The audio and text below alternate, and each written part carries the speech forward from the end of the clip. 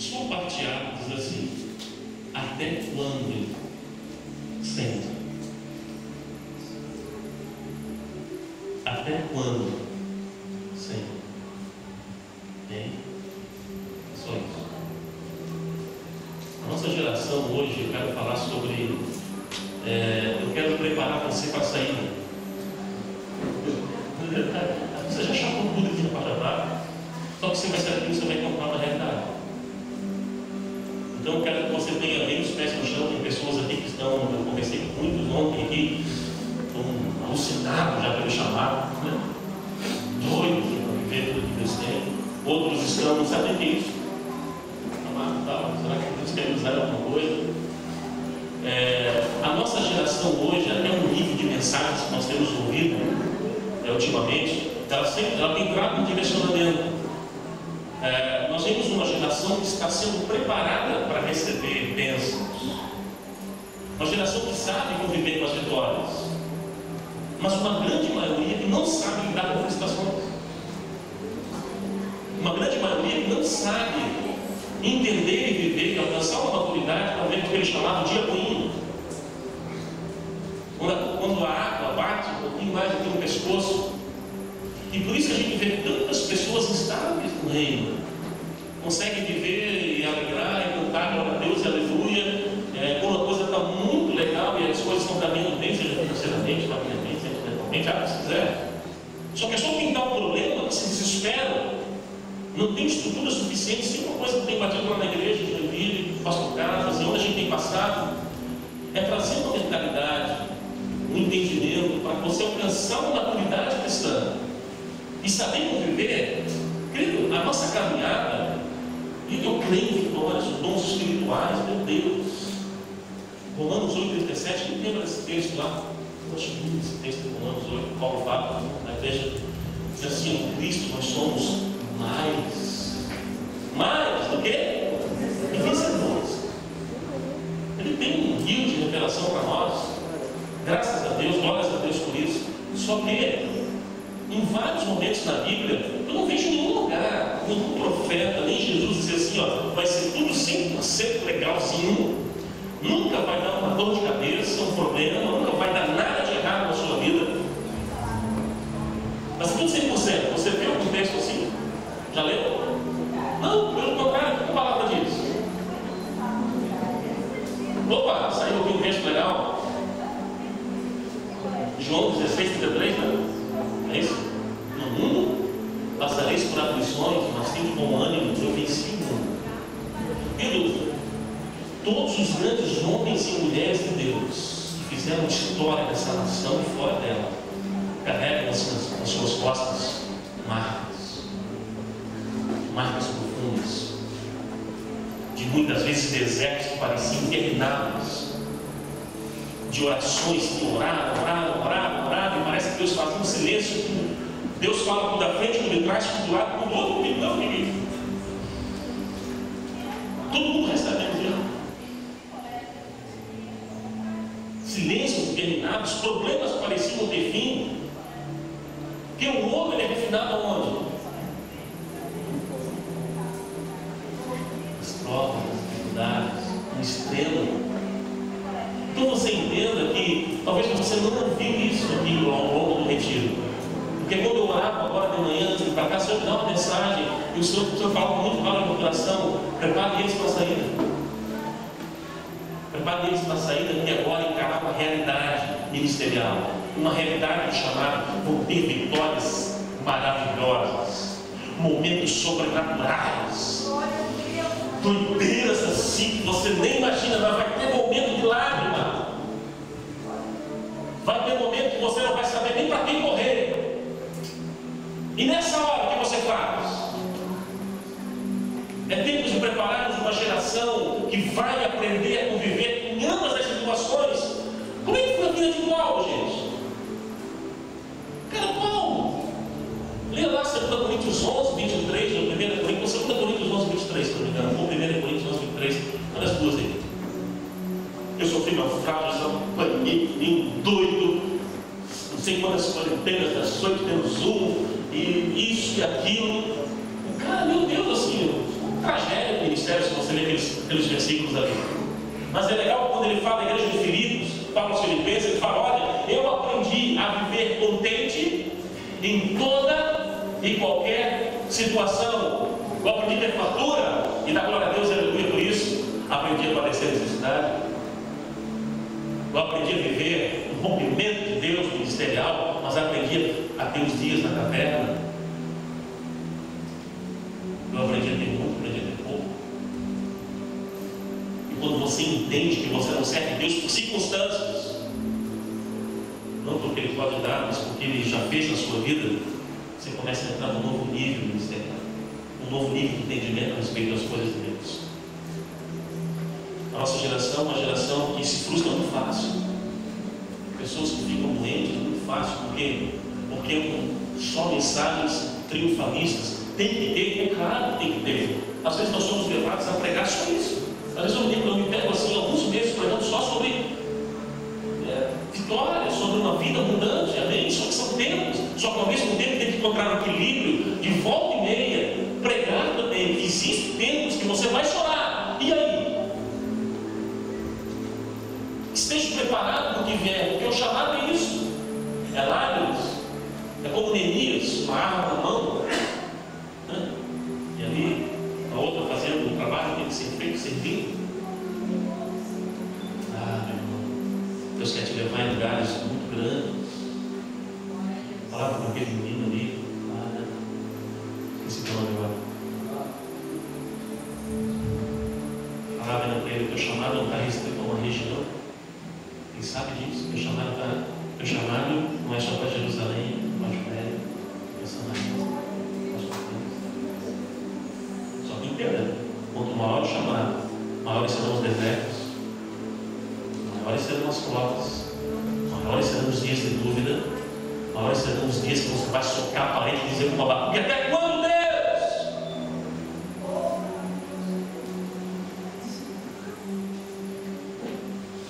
Faz parte do processo. Faz parte do processo. Teve dias que eu cheguei dentro do meu quarto, soquei a parede, quase quebrei a mão e gritei porque ela falou aqui: até quando? Até quando? Eu sei que tem pessoas aqui que estão orando há algum tempo para Deus falar com você a respeito de algumas coisas de chamado, de ministério, e Deus não tem falado ainda. Sabe por quê? Não é porque ele não é vivo. Ele ora assim, orando, jogando um leve carneciso. Me dobrava dentro de estátuas desse tamanho, maiores do que eu. Até porque a nossa religião lá é muito forte isso, né? O pessoal politizado mora lá. Claro, gente que tem estátuas, terreiros e tal. Só que, querido, um dia Jesus me tirou dessa vida de lama, podre, cega, me colocou sobre uma rocha firme, que agora é Ele, Jesus, a rocha do lar. E eu passei a servir um Jesus que ressuscitou ao terceiro dia, está vivo. E uma pessoa viva, ela fala, se comunica. Poxa, se Deus que fala, não fala comigo. É que às vezes Ele está trabalhando no seu caráter, na sua conduta, na sua estrutura. Que a bênção dele, o chamado, nunca vai vir antes do tempo para você. Porque o chamado, o romper, não é para te matar. A bênção de Deus, ela agrega, ela é plena. Deus não vai te dar uma coisa antes da hora. Jamais. Porque senão vai ser só um tiro curto falar com isso. Deus não quer isso. Deus quer que você tenha início, meio e fim, porque é muito melhor terminar bem do que apenas começar bem. Muitos só começam bem, mas não vêm jogar nessa agenda. Muitos pastores eu conheço, amigos, ministros, estão lá quebrados, fora, desviados completamente de uma visão, que se frustraram ao longo da caminhada e não tiveram estrutura suficiente para conviver com os momentos de crise. E às vezes nós culpamos Deus porque não fala conosco, apontamos e dizemos: devemos corrigi-lo. Isso mostra isso no meu coração de algumas pessoas que, inclusive, entraram aqui de manhã, aqui nessa reunião, reclamando com Deus. É com você mesmo que eu estou falando. Porque Deus não falou com você ainda, está falando agora. Está falando agora com você. Ouça bem, você está no processo. Ele está te olhando cada lágrima sua, cada oração, cada gesto, cada pensamento. Ele sabe o que você faz, Ele sabe o que você pensa, Ele conhece os teus sonhos, Ele conhece os teus desejos. Não pensa que ele é exclusivista, gosta de mais de uns do que de outros. Não, Ele está olhando para você, o amor intenso, é grande, como o meu, qualquer outro líder que seja aqui, qualquer pessoa. Simplesmente entenda que isso é um processo, você está no processo, para que Ele possa colocar algo maior na sua vida, você tem que estar pronto, preparado.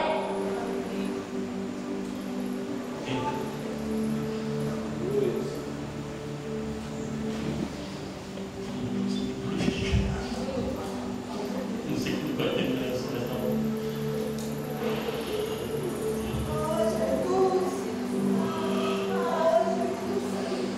Acho que eu gosto um pouquinho aí, queridos.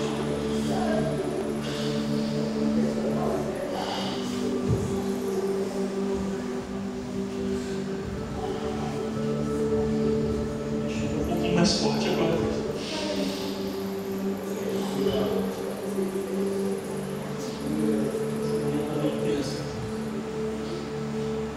Abacuque estava passando por esse momento. Abacuque estava passando por esse momento. Abacuque era um profeta apaixonado. Era apaixonado, pensa que um cara apaixonado por Deus. Sabe o que significa Abacuque? Abraço. Estar abraçado por Deus. Pensa que um cara chamado. Ainda por cima, ele era um ministro, um levita, fazia parte da família levita, tanto que em Abacuque 3,19, o capítulo 3, na verdade, é uma canção, um poema, uma composição maravilhosa. Ele era um levita, ele era um cara apaixonado, totalmente por Deus. E sabe o que estava acontecendo com Israel naquela época? Israel estava passando por um dos momentos mais curiosos da história. Tiago pregou ontem aqui que filisteus contra o povo filisteu vinha guerrear contra o povo de Israel. Isso era muito comum na história. Os assírios, Medo-Persa, Jebuseus, Gigaseus, o bando de Deus que tinha lá, sempre vinham guerrear contra o povo de Israel. Era comum esse período de guerra. Só que nesse momento de Abacuque é engraçado porque não tinha nenhuma guerra externa. O problema era interno. Sabe o que estava acontecendo com o povo naquela época? Os mais fortes oprimindo, os ricos oprimindo os pobres, muita idolatria, o poder judiciário, veja até José fala isso, Flávio José foi um dos historiadores que o poder judiciário completamente corrompido, ou seja, os maiorais do lá davam um suborninho, pagavam alguma coisa por fora dos caras que detinham o poder de decisão, e o cara sempre dava um parecer favorável, que tinha mais pobre lá, coitado, injustiçado, sem ninguém para falar por ele. Essa era a história, depravação sexual. Você imagina o profeta, o cara que sonhou com uma nação santa, uma nação rendida a Deus, um cara que idealizava e com certeza orava a Deus, converte esse povo, e passava nas ruas lá de Israel, depravação aqui, prostituição lá, altar, idolatria aqui, o outro lá dando um suborno para o juiz para ele poder dar uma causa favorável para o outro. Ele falou, meu Deus, ao ponto que então o Abacuque chega no capítulo 1 e diz assim, ó Deus, até quando? É por isso que ele faz essa oração. Está ouvindo um momento de crise. Crise. Assim como você pode estar passando um momento de crise também, não vai passar. Eu não estou profetizando mal para você. É a caminhada, tem isso na caminhada, não tem como dizer não. O Evangelho é completo, é gostoso demais. Eu respiro o Evangelho já há alguns anos, 10 anos praticamente. Vivemos disso.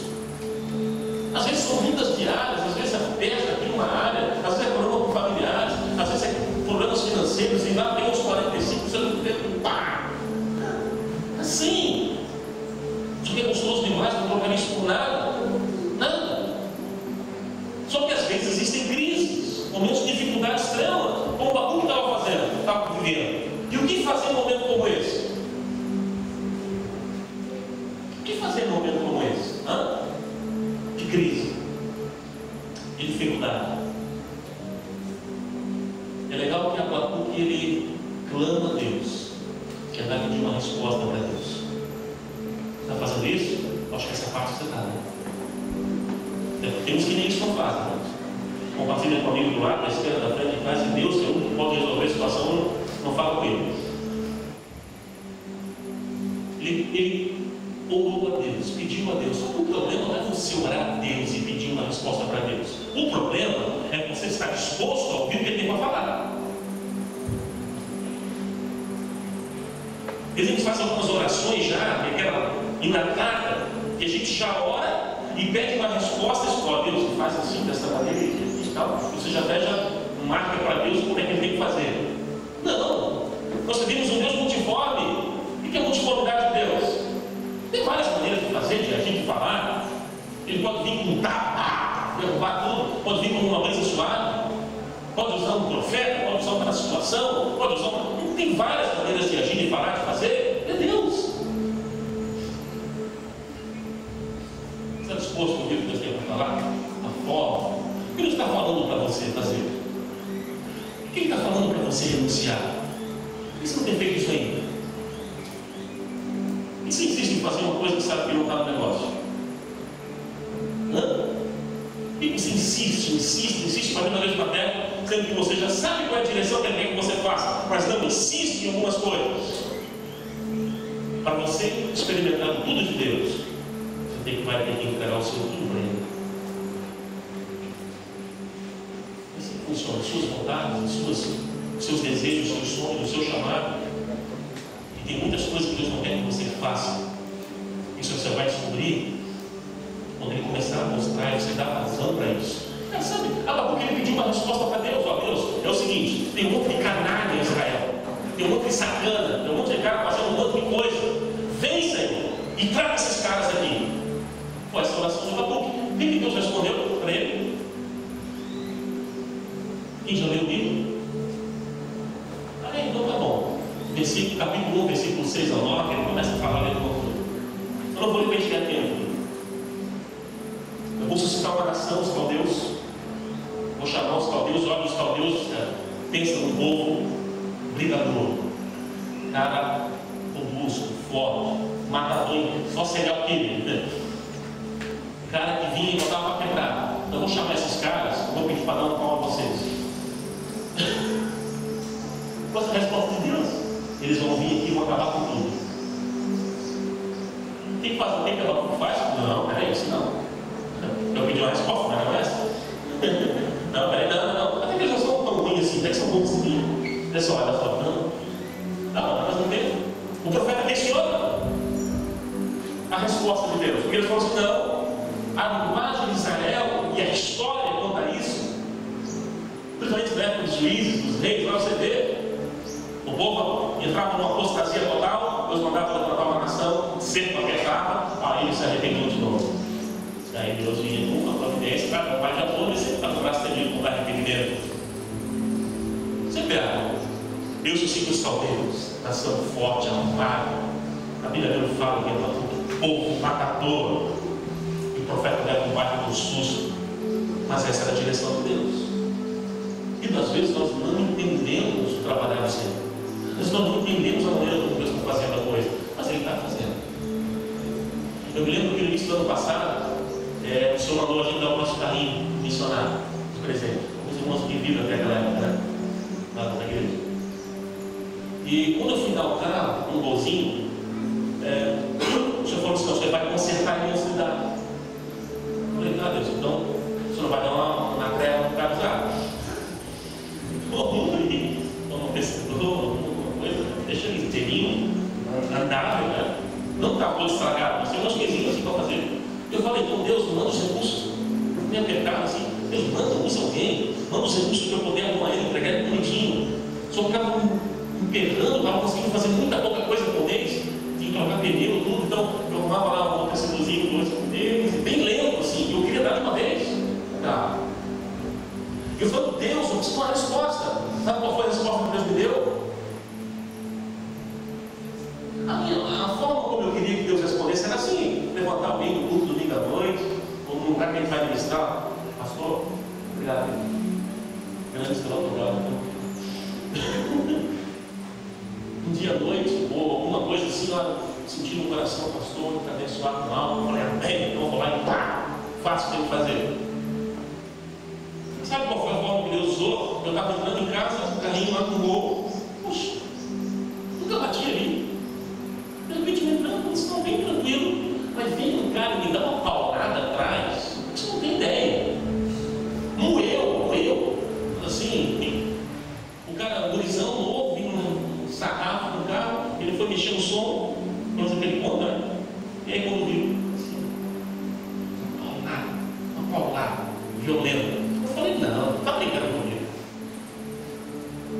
respondeu de uma forma do tempo desses caldeus. Vamos dar uma porrada? Não, isso não. Só que foi tão interessante que daí deixei o carro na lataria do amigo meu, eu tinha que fazer lá para algumas coisinhas também. Eu falei, Deus, eu já não tinha agora mesmo, porque o cara que bateu em mim, desempregado, sem carteira, ele desempregado, a esposa desempregada com 2 filhos pequenos. Eu vou comprar um cara desse. Não tem como, nem quer saber, vai nem botar sair da parede, espremer, não sai nada. Eu falei, Deus, e agora? E eu ministrando naquilo dele, fica calma, Deus não está com providência, fica tranquilo ali, vai, vocês conservam alguma coisa? Mas deixei ele bem assim, tranquilo, ele estava apavorado. E deixei lá e comecei a orar. Eu preciso que alguma coisa aconteça. E aconteceu que uma pessoa se levantou, deu uma parte grande, arrumou o carro, e veio um outro empresário que eu nem sei direito o que foi até hoje. E chegou lá, passou pela lataria, ele soube de alguma forma que esse carro ia do missionário, que ele conhecia esse missionário. Ele falou, arruma tudo, tem para arrumar esse carro, deixa ele zero. Que eu cubro todo o restante que tem para fazer.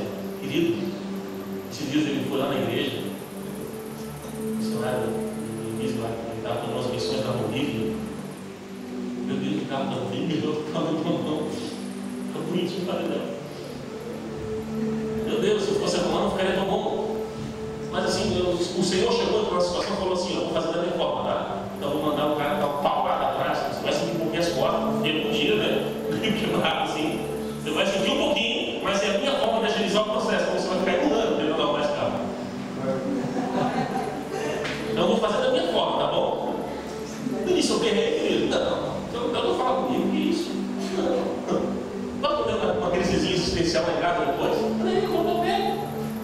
Ai meu Deus, se estava ruim, piorou. Só que nós temos uma mente limitada, a gente só enxerga o agora. Deus enxerga o ontem, o hoje e o depois. Ele sabe o que foi ontem, o que vai ser hoje, o que vai daqui para frente. Então é muito melhor confiar nele. Você não está entendendo nada? Bem-vindo ao time. Parabéns, entra aí. Pega a camisa 7 e vai jogar. 8, 5, eu nunca vi sobrando. Vai lá. Bem-vindo ao time, é assim mesmo. Tem hora que não entende, não quer entender que você não vai entender.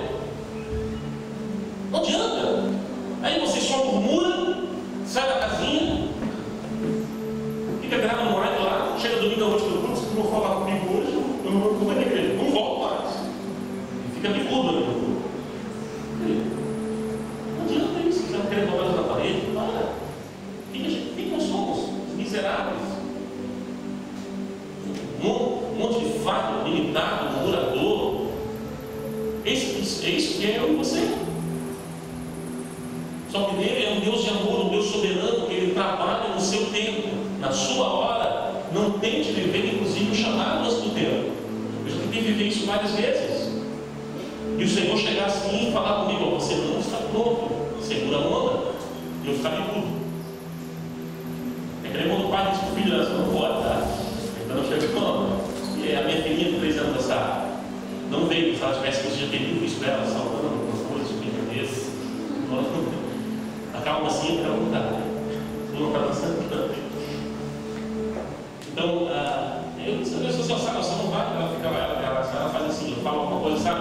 Não vai, você não vai pegar, não é isso. Ela fica assim. 10 minutos por criança. A gente faz isso. A gente faz isso mesmo. A gente pede que a criança coisas antes do tempo, não dá. A gente fica lá. Só que é muito mais fácil deixar vazando, deixar ele trabalhar. Vai acelerar o processo na sua vida. Posso confessar uma coisa? Já preguei algumas vezes essa mensagem.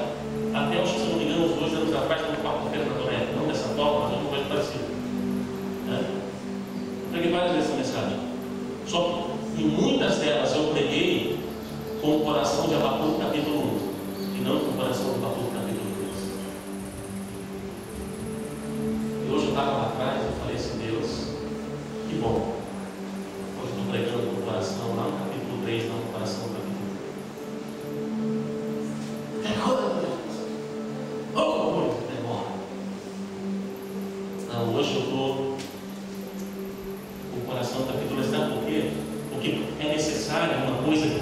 Abacuque capítulo 2, versículo 4.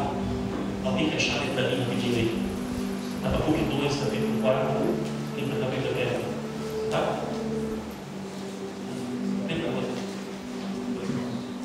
Eis que sua alma se incha, não é reta nele, mas o justo pela sua fé viverá. O justo por quê? Por fé viverá. Esse é um dos versículos mais lindos de Abacuque, citado pelo apóstolo, depois lá no Novo Testamento de novo, por Paulo. O justo pela sua fé. Esse aqui é Romanos 1,16, né? A gente tem um teólogo, mas não. Acho que é isso. 1,17. Ele cita novamente porque é necessário fé para você crer muitas vezes na situação completamente contrária. É necessário fé. É necessário realmente você crer que ele está no negócio. Vindo. Uma vez nós ministramos lá a vida de Moisés, lá na quarta, né? Sabe quantos anos Moisés viveu? Nem sabe? 120. 120 anos. 120 anos dividido por 3? 40. Cada 40 anos Moisés passou em uma determinada situação. Os primeiros 40 anos foram onde? No Egito, sendo instruído, aprendendo. E é interessante, quando ele completou 40 anos, lá no discurso de Estevão, em Atos capítulo 7, tem alguns detalhes que não tem lá mesmo. Ele fala assim, olha, ele já entendia de alguma forma que ele seria o cara, o instrumento de Deus para libertar o povo das escravidão egípcia. Ele já tinha um entendimento sobre o chamado. Como Deus falou com ele, eu não sei, mas ele já tinha um entendimento. E quando ele entendeu, ele pensou que chegaria a hora, que era o momento, é agora vai. O que acontece? Aquele episódio com o egípcio. Ele morre, ele mata o cara, sai fugindo, e vai passar 40 anos aonde? 40 anos, querido. Está disposto a passar 40 anos quando você sabe o processo? Misericórdia, amarrado com Jesus, né? Amarrado, bora! Moisés passou 40 anos, ele teve já uma convicção na direção do chamado. Jesus, Senhor, eu fui, o Senhor falou para mim que eu vou libertar uma nação inteira, eu estou aqui cuidando de ovelha, não lembro nada. Você acha que Moisés não passou por algum tipo de crise? Mas não era o tempo. A Sarai, quando ele tinha quantos anos? 80. Mas era quando ele estava pronto para aquilo que Deus tinha. Por quê? Porque ele foi lá com aquele monte de coisas, pragas e faraó, aquela coisa toda. Então ele pega o povo, resumindo a história, sai, atravessa o mar vermelho, vai para onde de novo? No deserto. Deus preparou um lugar no deserto para criar uma nação no deserto. Você está em alguma dificuldade, em algumas crises, porque você vai encontrar muita gente lá na frente passando pela mesma coisa que você está passando agora. E você vai poder bater nas costas do cara e dizer assim, ó, e você passou, eu já passei, eu venci, você pode vencer também. Autenticidade ministerial. Marcas.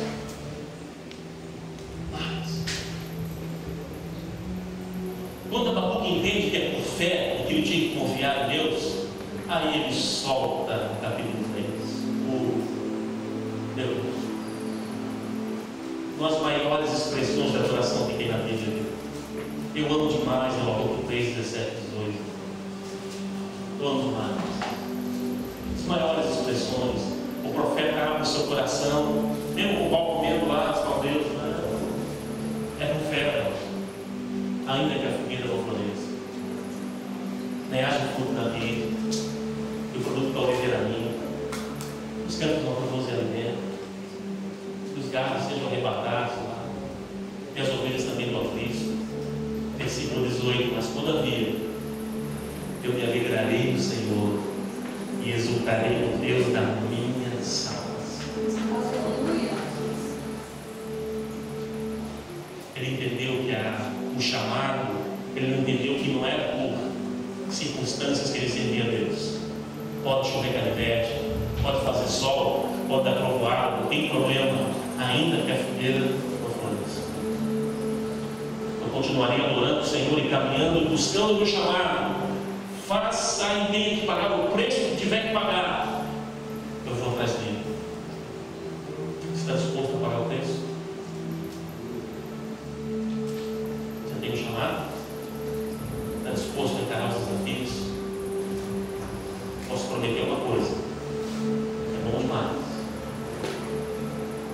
dias que você vai dizer: meu Deus, para de cantar um pouquinho, já exagerou um pouquinho, né?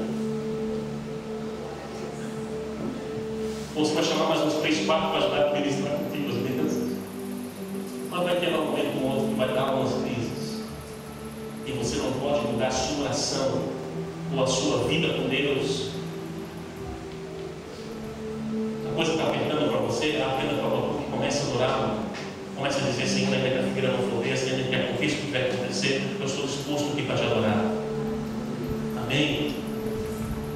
Amém? Eu quero estar encerrando. Eu quis ter um objetivo nessa manhã. Eu sei que vocês estão cansados, porque foi um dia de lutas intensas, e eu precisava fazer uma palavra específica, objetiva, mas que vai nortear e preparar vocês para o chamado que está lá fora. Eu sei que aqui existem ministros, aqui existem pessoas, alguns futuros pastores, missionários, empresários de grande sucesso, que vão ser provedores do reino. Porque caiu-se o tempo de chamado é só largar tudo e sair correndo que não doido, não, meu. Deus tem uma função específica para cada um. Tem uns que Deus levanta e vai dar, e vai dar, e vai dar, mesmo até ligar tanta coisa, mas não para você ser um egoísta, miserável, avarento, ficar tudo para você. Mas para você investir no reino, investir em pessoas. Porque senão também depois ele puxa totalmente rapidinho. Você não entendeu a visão do chamado. Então ele vai dar. Alguns vai dar muito mesmo. Outros ele vai chegar assim, e quem sabe já não começou a florear isso nesse final de semana. Filhinho, se prepara, que você vai ter que largar tudo. Tá? Meus parentes, minha mãe mora perto.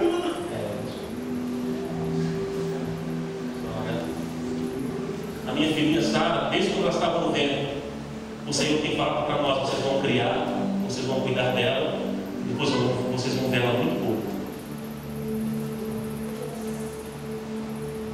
Ela vai fugir das ações. Os filhos são herança do Senhor. O pai não é fácil. Mas eu quero que ela cumpra o seu chamado. Que ela esteja alcançando o coração de Deus. Que ela alcance o coração de Deus. Meu maior prêmio como pai é que a minha filha possa chegar daqui a uns anos, possa olhar para trás e dizer assim: se Jesus não voltar para nada, meu pai era um homem que andava com Deus. A minha mãe era uma mulher que andava com Deus. Eles me ensinaram tudo que eu precisava para eu poder cumprir o meu chamado. Eu falei, eu sempre tenho orado: filha, você vai colocar fogo no inferno. E a Letícia, que também veio agora, dos meninos, só um olhar, volta vencido. Sempre você perguntou. A Letícia tem conseguido tantas coisas na gravidez da Carol, pombos, e ela tem passado uma opressão, e que o Senhor tem falado também, que ele demorou um pouquinho. Mas não vai tocar fogo, não gosta. Eu falei: Senhor, eu quero gerar com meus filhos também. É para tocar fogo e fazer a diferença. Se preocupe em fazer a diferença onde você está. Preocupe em fazer a diferença onde você está. Não importa essa coisa apertada, não. Você foi chamado para fazer a diferença. E agora para encerrar mesmo. Como eu estava orando ali, o Senhor me deu uma mensagem. Junto com a mensagem, Ele me deu uma visão. Eu não costumo falar de visão, nem não. Só como é algo de Deus, meu Deus, que eu compartilho, que tem muitos excessos, eu sei. Eu creio nos dons espirituais. Creio em cada um deles. Às vezes eu sempre eu pego neles, quando Deus, pela sua misericórdia, concede isso. Mas tem muito temor em fazer conforme Ele quer que a gente faça. Porque é coisa de Deus que tem que ter. Mas no momento que eu estava lá e orando por esse lugar, e eu estendei as mãos para cá, eu via pessoas batendo palmas assim, com cadeiras aqui nas mãos, correntes. Não era bem uma corrente, era um negócio com peso, tipo um bloquinho de concreto em cada mão. O Senhor falava comigo: esta manhã eu quero desencadear na vida de muitos aqui o estático do ministério, o estático do chamado. Vai soltar aqui amarras, cadeias, bloqueios mentais. Chega de chorar em casa, ficar preso a coisas, situações. pelas circunstâncias. Você vai sair daqui hoje pipocando o livro, desejando, evangelizando até a árvore.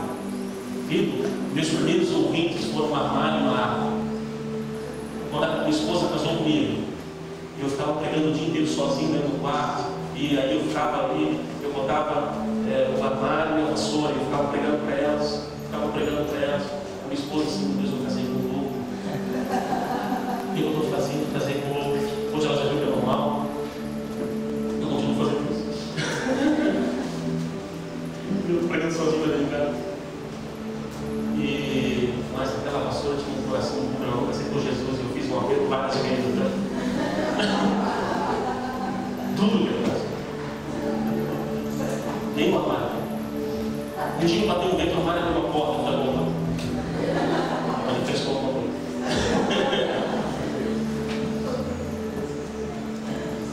Você tem que ser mais apaixonado pelo chamado e entender que Ele te chamou para isso. Eu queria que você ficasse em pé essa manhã. Eu quero orar especificamente com você. E Deus vai estar